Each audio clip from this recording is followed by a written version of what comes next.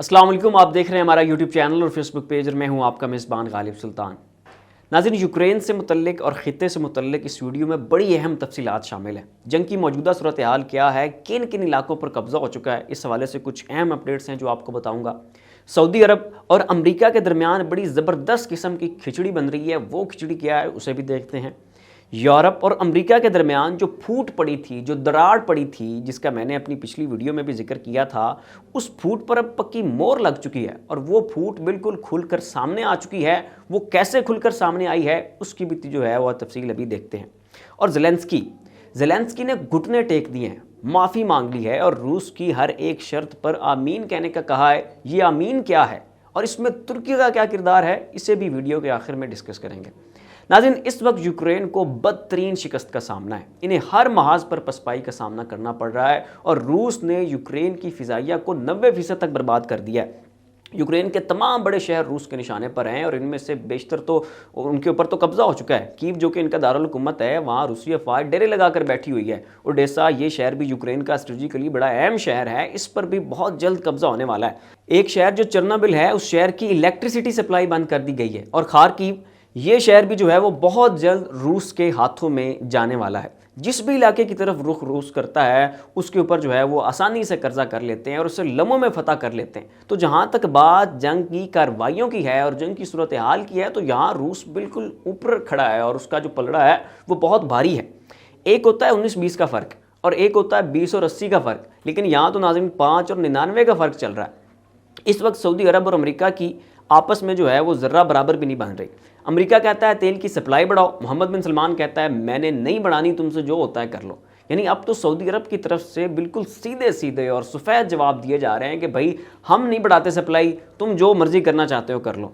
नाज़रीन, इससे भी परले दर्जे की खबर ये है और बड़ी मुस्तनद और पक्की खबर है और इससे तमाम तर बैनुल अक़वामी जराइद ने छापा है और बड़ी हैरान कुन खबर है, और वो ये है कि जो बाइडन मोहम्मद बिन सलमान से बात करना चाह रहे हैं, सऊदी अरब के और अमेरिका के ताल्लुकात को थोड़ा मामूल पर लाना चाह रहे हैं, लेकिन अब मोहम्मद बिन सलमान ने जो बाइडन की कॉल उठाने से इनकार कर दिया है ना चौंका देने वाली खबर। नाज़रीन, ये मैं नहीं कह रहा बल्कि आलमी मीडिया रिपोर्ट कर रहा है कि जो बाइडन कह रहा है मैं मोहम्मद बिन सलमान से बात करना चाहता हूँ, लेकिन मोहम्मद बिन सलमान कहते हैं कि नहीं भाई मैं आपसे बात नहीं करना चाहता, और वो जो बाइडन की फ़ोन कॉल ही नहीं उठा रहे। मोहम्मद बिन सलमान इस झगड़े में पुतिन की जानिब अपना झुकाव जाहिर कर रहे हैं और वो सिर्फ खुद ही इस तरफ नहीं जा रहे हैं बल्कि वो अपने पूरे ब्लॉक को भी साथ लेकर जा रहे हैं, जिसमें बहरीन, कुवैत, अरब अमारात और मिस्र शामिल हैं। अरब अमारात ने तो सिक्योरिटी काउंसिल में वोटिंग से ही सब कुछ जो है वो दूध का दूध और पानी का पानी कर दिया था।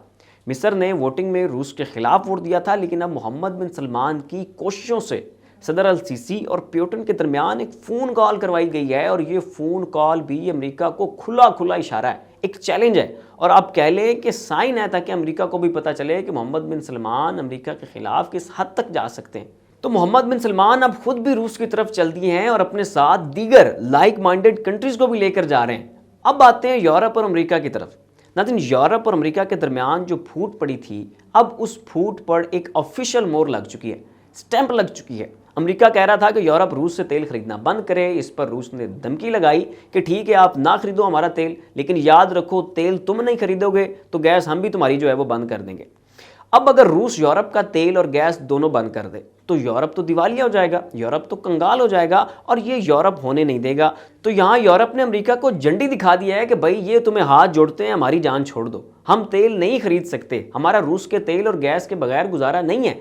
नाज़रीन, असल मामला ये है कि अमेरिका चाहता ही नहीं है कि ये जंग ख़त्म हो। अमेरिका की ख्वाहिश है कि रूस इस जंग में मसरूफ़ रहे और उलझा रहे। इससे एक तो रूस की मैशत बैठेगी और ख़ित्ते में रूस का असर व रसूख बर्बाद हो जाएगा, और जब तक रूस इस जंग से लौटेगा और जब जंग ख़त्म होगी फिर रूस अशरों तक अपना ही ज़ख्म चाटता रह जाएगा। और यही कुछ हो रहा है। जंग लगे अभी सिर्फ 2 हफ्ते हुए हैं, लेकिन रूस की इकॉनमी धड़ाम से नीचे बैठ गई है। उनके बॉन्ड्स की कदर घट गई है और स्टॉक एक्सचेंज तो पहले दिन ही बैठ गई थी।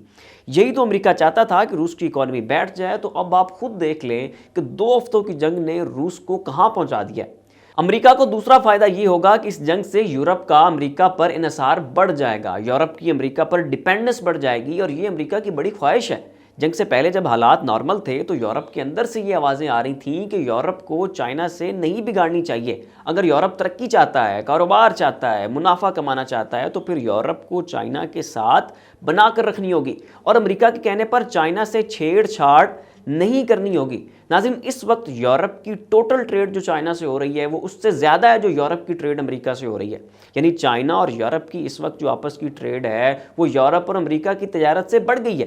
لیکن اس جنگ کی وجہ سے یورپ دوبارہ امریکہ کی گود میں جائے گا, کیونکہ امریکہ خود یورپ کو ڈرا رہا ہے. امریکہ یورپ کو روس سے ڈرا رہا ہے, امریکہ یورپ کو چائنا سے ڈرا رہا ہے. یہاں تو امریکہ کہے گا یورپ سے کہ جاؤ اور جاؤ روس کی گود میں, اور جاؤ چائنا کی گود میں, دیکھو کیا اشر ہوا ہے تمہارا, دیکھو روس نے تمہارے ساتھ کیا کیا ہے. تو ناظرین, امریکہ یورپ کو اپنے دائرے میں رکھنے کے لیے اور یورپ کو اپنے تھلے لگا کر رکھنے کے لیے اس جنگ کو لمبا کرے گا اور یورپ کو روس سے, چائنا سے اور روس اور چائنا دونوں کے اتحاد سے ڈرائے گا.